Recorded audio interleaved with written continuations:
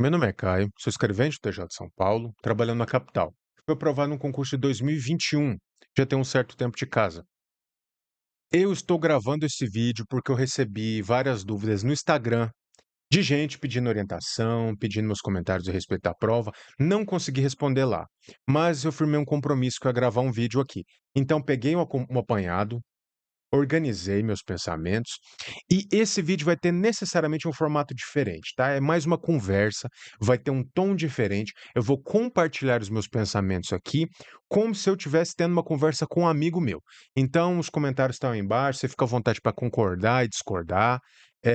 Vai ser uma linguagem diferente, até talvez de quem esteja acostumado aqui com o canal, tá? Vamos lá.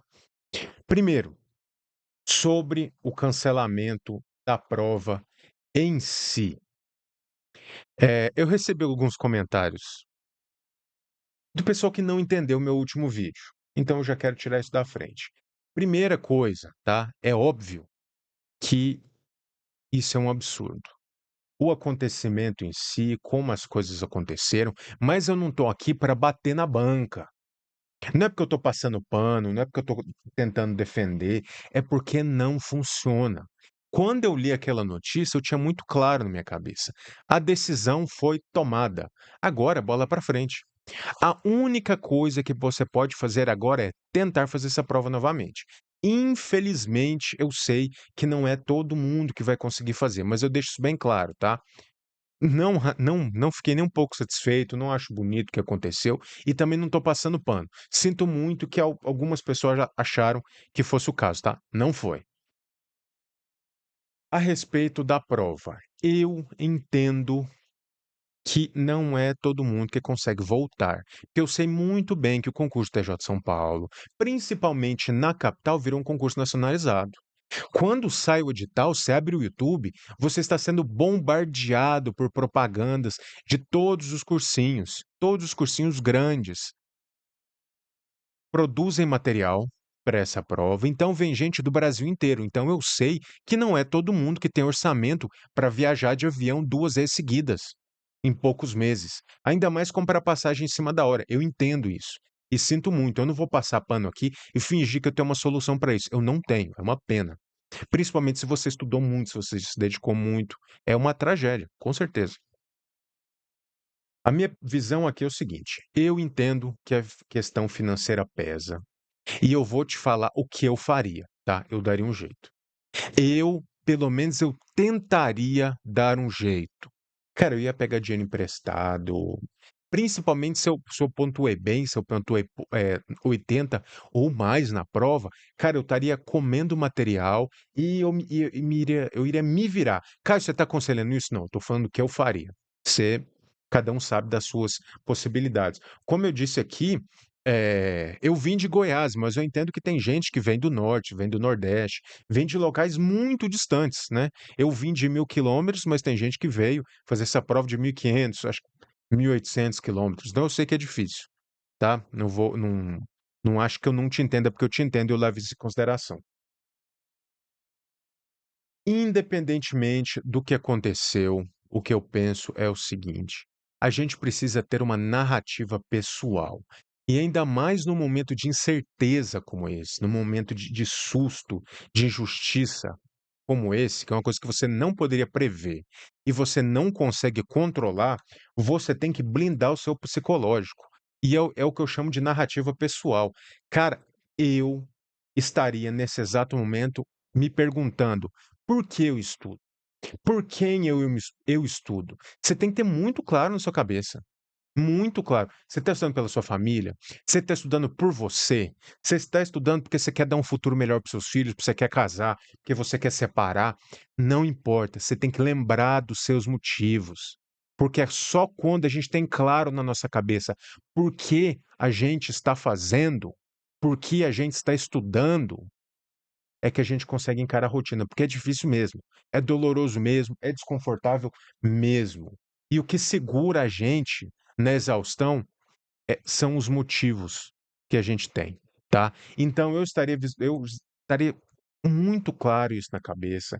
Eu já iria estar me imaginando nos dias mais difíceis, Nos dias mais dolorosos, você senta, você fecha o olho, você se imagina sendo aprovado, você imagina indo fazer a prova de digitação, você se imagina sendo aprovado na prova de digitação, como é que vai ser o dia da posse, como é que vai ser o seu ambiente de trabalho quando você chegar lá. Eu fazia isso e eu acho que se você precisa disso para segurar o seu psicológico, faça. Porque o nosso maior aliado está aqui, mas infelizmente, muitas vezes, o nosso maior inimigo também está aqui. Então tente segurar a sua onda. Em momentos de incerteza é que a gente mostra o nosso caráter e a gente é forjado na dificuldade, tá? É isso que eu queria dizer. Tirei essa questão da frente. Vamos falar algumas coisas mais claras, tá? Com relação à nota, para tentar dar uma orientação, vou tentar ir afunilando a situação. Primeiro, se você tirou 90 pontos ou mais na prova do TJ São Paulo capital. Cara, frieza e humildade. Eu não vou te dar parabéns aqui não. Não vou te dar parabéns, não vou bater palma. Você tem um indício de que você está no caminho correto, mas infelizmente, tá? E injustamente, você não conquistou nada ainda. Foi só uma nota.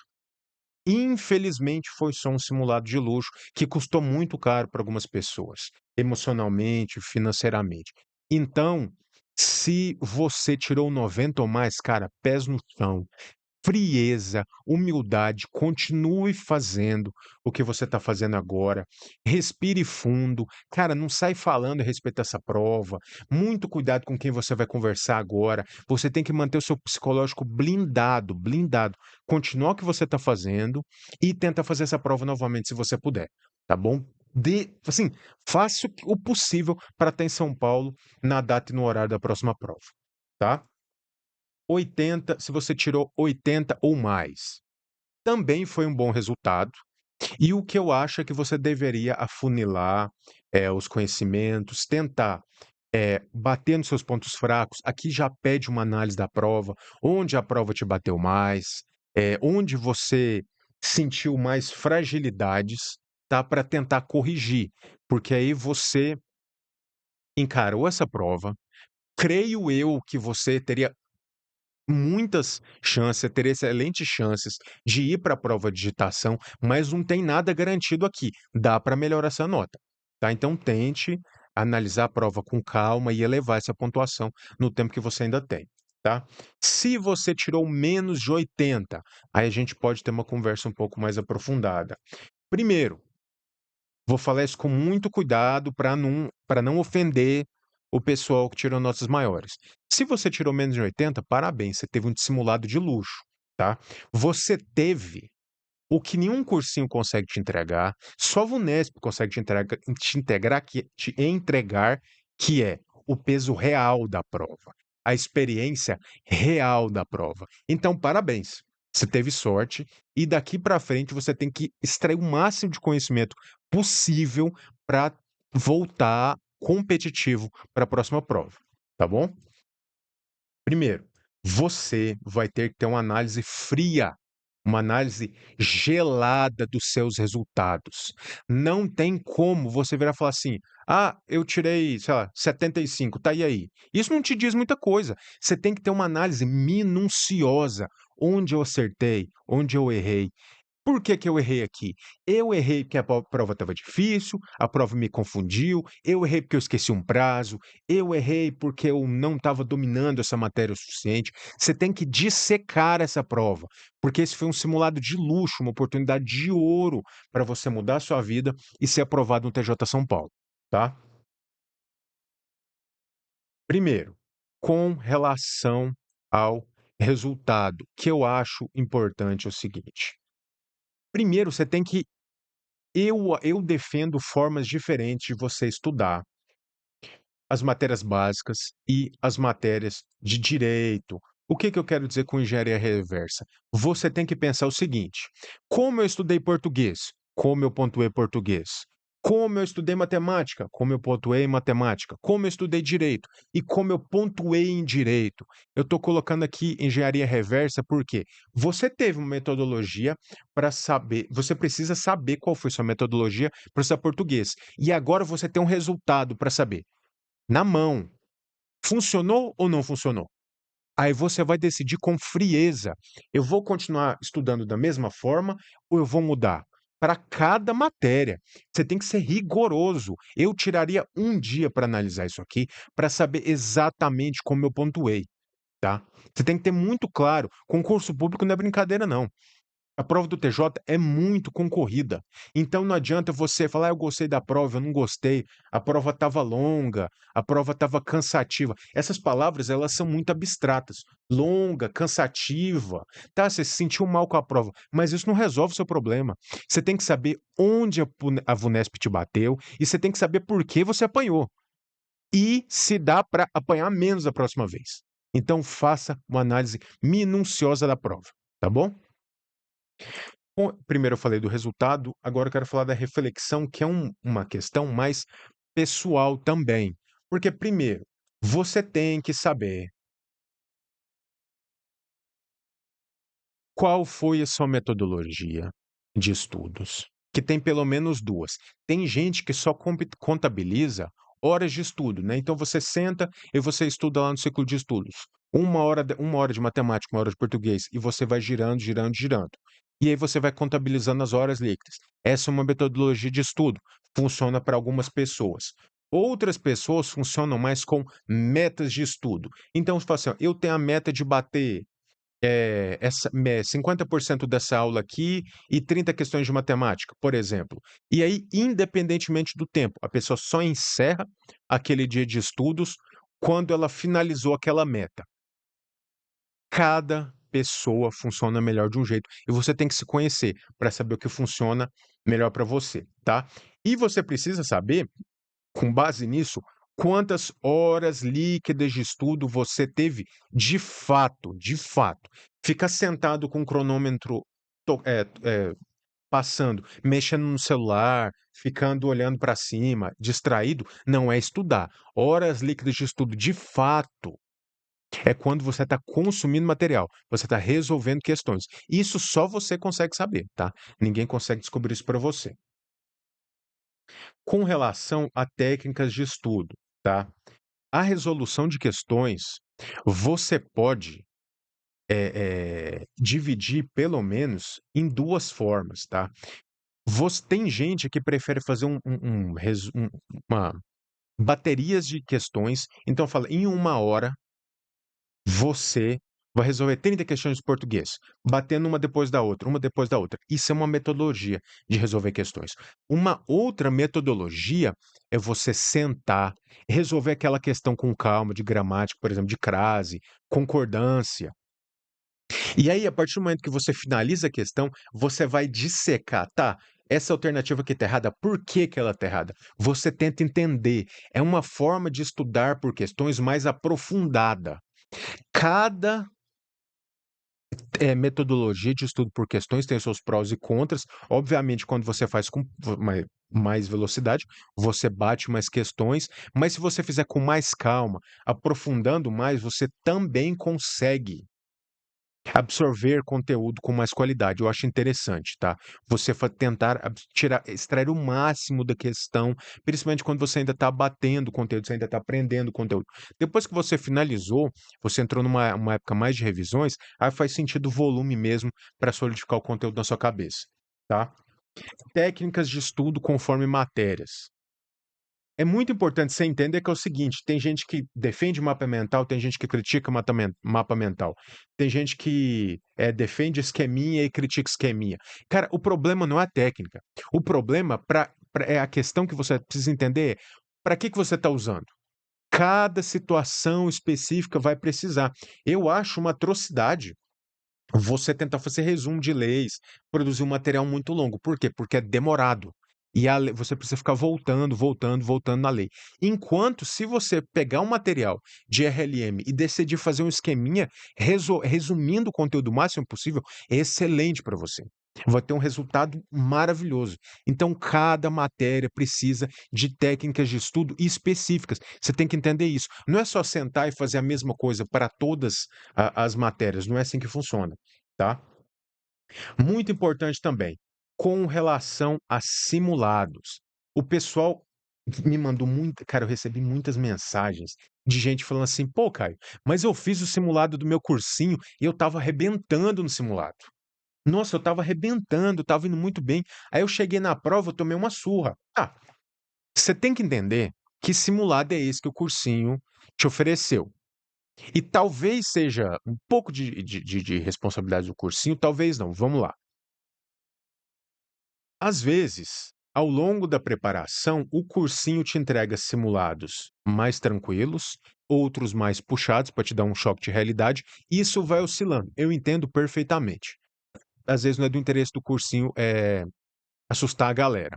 Tem uma outra coisa que eu já reparei também, que assim, precisa entender, uma coisa é você fazer um simulado só de questões inéditas, ele acaba te avaliando mais, mas às vezes você pega um simulado que tem questões anteriores da VUNESP, e aí você já resolveu essas questões na bateria, quando você estava estudando, e aquilo te dá um falso positivo, assim, você acha que você está arrebentando no conteúdo, mas é porque você resolveu aquelas matérias antes. Então você precisa ter muito claro na sua cabeça. Você estava arrebentando em simulados que eram difíceis? Você estava arrebentando em simulados que realmente te desafiavam? Ou você estava fazendo um treino fofo? E isso só você consegue responder, tá? É uma reflexão que você tem que fazer. Não adianta também só culpar o cursinho e tal. A gente tem que acumular muitas horas. Ser aprovado em concurso é muito difícil. E se você coloca a responsabilidade só no fator externo, você está correndo risco de ficar pelo caminho, tá? Finalizei essa parte. Deixa eu voltar. Tá. Qual é o nosso ativo mais precioso? Não só na preparação para concursos, né? Para a vida. O tempo, cara. Seu tempo é muito precioso. Eu tinha com meus amigos na época que eu estudava pro TJ, nosso quartel-general, a gente tinha nossas conversas, que a gente ficava filosofando no QG. E assim, é, como que você compra a sua aprovação? Você não compra com pegando o cursinho mais caro, você não compra com o melhor computador, com o melhor marca-texto, apostilas coloridas, um material maravilhoso. Você compra a sua aprovação com tempo. Você tem que investir centenas de horas sentado na cadeira, recluso no seu quarto, no seu escritório, que seja, em silêncio, estudando. E não só isso. Tem que ser um investimento de tempo generoso e inteligente. Você tem que ter uma reflexão para saber se você está investindo o seu tempo da maneira correta, se você está extraindo o melhor das suas horas de estudo. E isso você vai ver com base nos resultados estimulados, com base no seu resultado na prova. Você tem que estar sempre verificando a sua evolução com baterias de questões. Não adianta só fazer por fazer. Você precisa ter métricas para entender a sua evolução. Tá? Então, invista bastante tempo na sua aprovação, mas invista com cuidado e com consciência. Quando? Quando eu era mais novo, a gente falava que os concursos de área fiscal eram concursos de excelência, né? Eram os concursos mais difíceis. Não só isso, mas que eles tinham um pessoal extremamente paciente, bem preparado. E esse nível de excelência ele está descendo para todas as áreas de concurso. Mudou, cara, mudou. Eu conheço aprovados. O cara arrebentou na última prova. Aí eu fui conversar com ele. Ele falou: Não, isso aqui é só uma etapa na minha vida. Eu já estou estudando para magistratura, tenho outros objetivos. Gente nova, gente 20 e poucos anos sendo aprovada. O perfil mudou. Então você não pode brincar mais. O nível de concurso público, cara, você tem que abraçar a autorresponsabilidade ao máximo, tá bom? Por quê? Porque hoje em dia, cursinho de qualidade, todo mundo tem. Você passa lá em 12 vezes no cartão, você já tem um cursinho que é um material muito bem, que te supre muito bem. Hoje em dia, todo mundo tem acesso a um bom ciclo de estudos, todo mundo tem acesso a simulados de média qualidade, né? O pessoal consegue se avaliar. E o pessoal consegue investir dinheiro Em todas as faixas de preço, você encontra cursinho que vão que vão te entregar um material suficiente para você ser aprovado. Só que aí é que entra o problema, tá bom? Por quê? Caio, eu tenho um excelente material, eu tenho uma excelente preparação, tenho coach lá, estou vendo lives de mentoria, o pessoal fala exatamente o que eu preciso fazer, eu nem penso, eu só sento e estudo. Só que tem um detalhe, né? Tem 1.000, 5.000, 10.000 pessoas que compraram o mesmo curso que você e têm acesso ao mesmo material de qualidade que você. Qual que vai ser o diferencial? E aí? Por mais que esse material seja excelente, como metodologia com base na ciência, maximizado, assim, tentando otimizar o tempo da melhor forma possível, se todo mundo faz, se tem milhares de pessoas, se tem 10.000 pessoas fazendo e 2.000 vagas, virou genérico. E aí? Qual vai ser o seu material? Como é que vai ser, qual que vai ser o seu diferencial de estudo? Não é? Por quê? Meu ponto aqui é o seguinte: você precisa ter muito cuidado para não se enganar, porque uma preparação de verdade, uma preparação de aprovado, na minha visão, ela precisa ser personalizada e ela precisa ter as métricas adequadas. Quem é antigo aqui no canal sabe, eu comprei um cursinho muito bacana, focado no TJ na época, só que assim, eu vi a metodologia do cara, eu absorvi, eu decidi o que era melhor para mim, o que não era, eu entendi a lógica por trás. Eu não fiquei seguindo como se fosse uma receita de bolo. Eu tentei entender qual era a lógica por trás daquilo e eu fui adequando quais eram as minhas necessidades. Onde eu pontuo mais, onde eu pontuo menos, onde eu estou conseguindo melhorar minha nota, onde eu não estou conseguindo. Tem que ser, a sua preparação, ela tem que ser personalizada. Você tem que saber como é que você evoluiu ao longo de 15 dias de estudo, como é que foi a sua evolução, sabe? Tem que ter métricas, fazer a bateria de questões, saber. O seu objetivo tem que ser elevar sempre a sua nota. Seu objetivo tem que ser destruir os seus pontos fracos e consolidar os seus pontos fortes. Sempre. Só passivamente seguir o que o seu cursinho determina, tá te deixando no mesmo nível que uma concorrência muito grande. Esse vai ser igual aos outros? Não, você tem que ser diferente e tem que abraçar a autorresponsabilidade por isso, tá bom? Para finalizar, quero dizer o seguinte: primeiro, eh, você quer ser aprovado, você precisa ser aprovado. É o objetivo da sua vida nessa etapa que você está vivendo, é aprovação em concurso público, então você tem que se perguntar: qual vai ser o meu diferencial? Se você tem tempo, se você é mais jovem, você pode meter a cara e acumular muitas horas de estudo, tentar uma aprovação mais compacta. Se você é mais jovem, tem saúde para isso, eu abraçaria estudar muitas horas. Enquanto o psicológico aguenta, estudar o máximo possível ao longo do dia, acumular horas líquidas de estudo e para tentar ser aprovado logo. Se você não tem tanto tempo, se você é mais velho, se a sua realidade é diferente, você já passou dos 30, você não absorve as coisas do mesmo jeito. E aí qual que vai ser o seu diferencial? Você vai ter que ter muita frieza, você vai ter que ter muita paciência, buscar mais técnicas de estudo, porque às vezes o que um rapaz de 20 anos, o cara lê o material, resolve uma bateria de estudos, ele já absorveu, talvez você não absorva se você passou dos 30. E aí, sentir pena de si mesmo não adianta. O que você tem que fazer? Você tem que dobrar a aposta.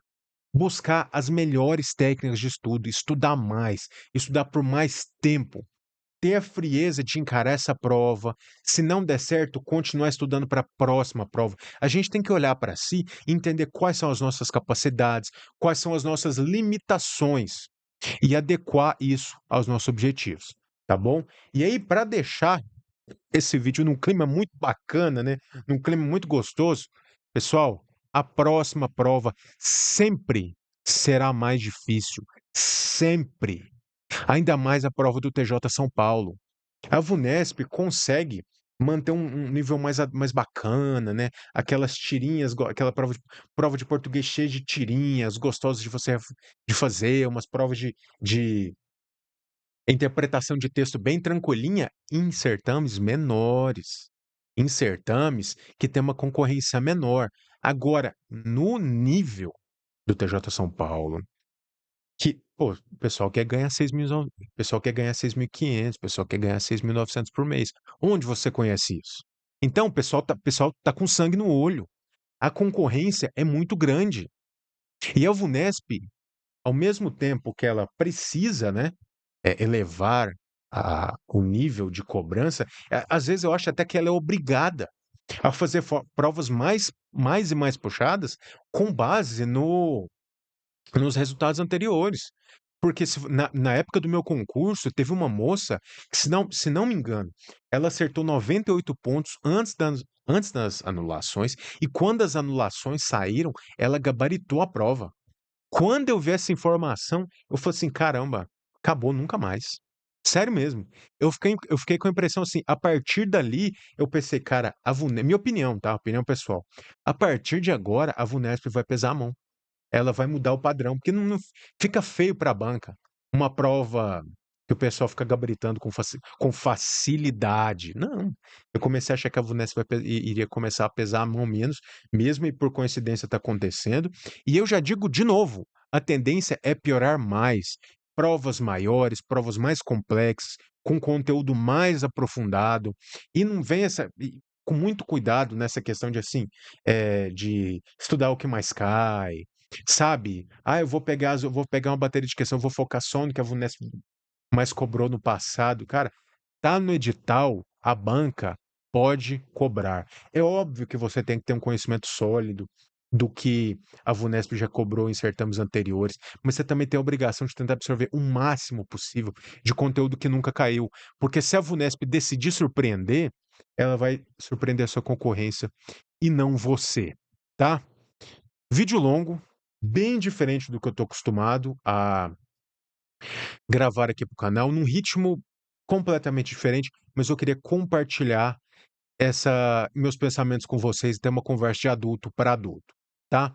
Muito obrigado pela sua audiência. Eu vou pedir para você deixar um comentário aqui falando a respeito do que você pensou, se você concorda, se você discorda. Vou pedir para você deixar um like e vou pedir para você se inscrever no canal, porque minha trajetória no YouTube está só começando. Muito obrigado. Tchau.